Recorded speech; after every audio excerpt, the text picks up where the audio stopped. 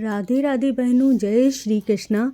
हम अपनी पूजा अर्चना जब भी करते हैं तो स्नान करने के बाद ही प्रारंभ करते हैं, लेकिन हमें स्नान करने से पहले और स्नान करने के बाद कौन से ऐसे कार्य हैं जो बिल्कुल भी नहीं करने चाहिए, जिन बातों का हमें विशेष रूप से ध्यान रखना चाहिए, क्योंकि हम जितना भी साफ़ सफाई का, शुद्धता का ध्यान रखते हैं, उतनी ही प्रभु हमारी पूजा को स्वीकार करते हैं। कौन से नियम हैं ऐसे जो हमें पालन करने चाहिए, इस पर हमें विशेष ध्यान देना चाहिए।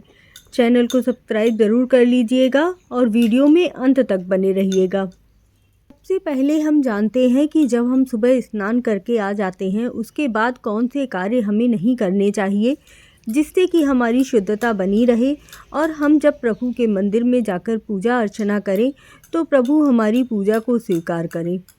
तो सबसे पहला कार्य है, जो आपने कपड़े निकाल कर रखे हुए हैं, बिना धुले हुए कपड़े हैं, तो उन्हें आपको बिल्कुल भी स्पर्श नहीं करना चाहिए।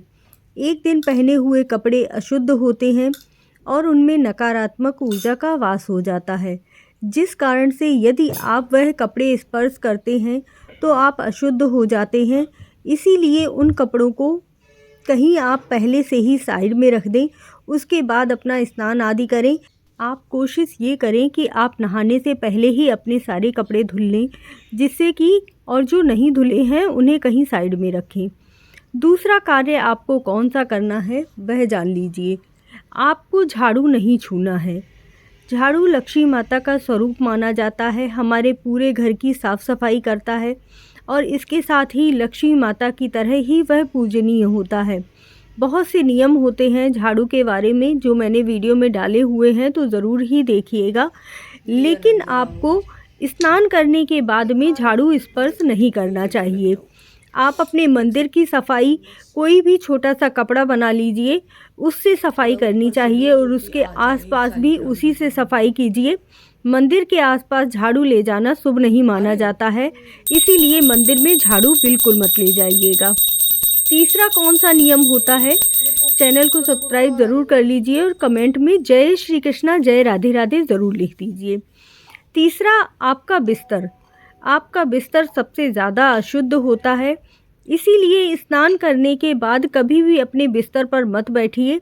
इस पूजा आदि कर लेते हैं, उसके बाद ही आपको अपने बिस्तर को स्पर्श करना चाहिए। मासिक धर्म में शुद्ध होने के बाद आपको अपना बिस्तर पूरा धुलना चाहिए, उसके बाद ही आपका बिस्तर शुद्ध होता है।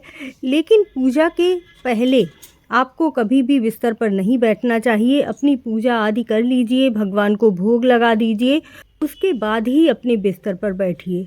चौथा कौन सा नियम है, जैसे कभी वैसे तो हमारी माताएं बहनें हमेशा ही अपने किचन साफ़ कर लेती हैं, बर्तन धुल लेती हैं, लेकिन कभी कभी ऐसा होता है कि छोटे बच्चे हैं और जूठे बर्तन एक दो रह जाते हैं, तो आपको कभी भी अपने जूठे बर्तन पूजा से पहले नहीं धुलने चाहिए। नहाने के बाद अपनी पूजा वगैरह कर लीजिए, उसके बाद ही छोटे मोटे जो भी जूठे बर्तन पड़े हों उन्हें धुलना चाहिए। सबसे पहले अपने आप को नहाने के बाद अपनी पूजा का कार्य करना है। तो ये तो हो गए 4 बातें जो आपको स्नान करने के बाद भी बिल्कुल नहीं स्पर्श करनी है।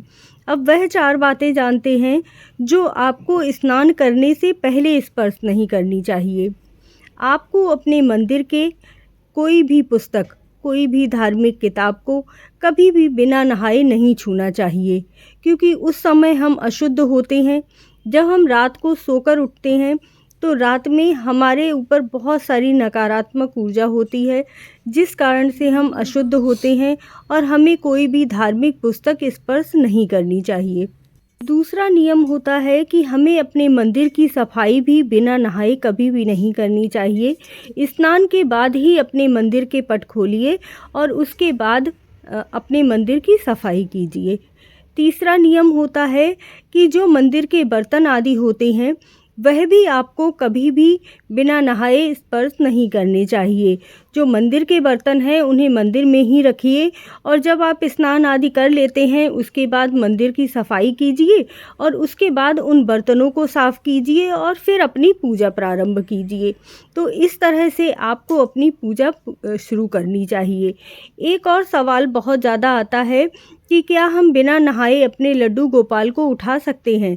तो ध्यान रखिए, जब तक आप स्नान नहीं कर लेते हैं तब तक आपको अपने मंदिर में बिल्कुल भी प्रवेश नहीं करना है और ना ही लड्डू गोपाल को उठाना है।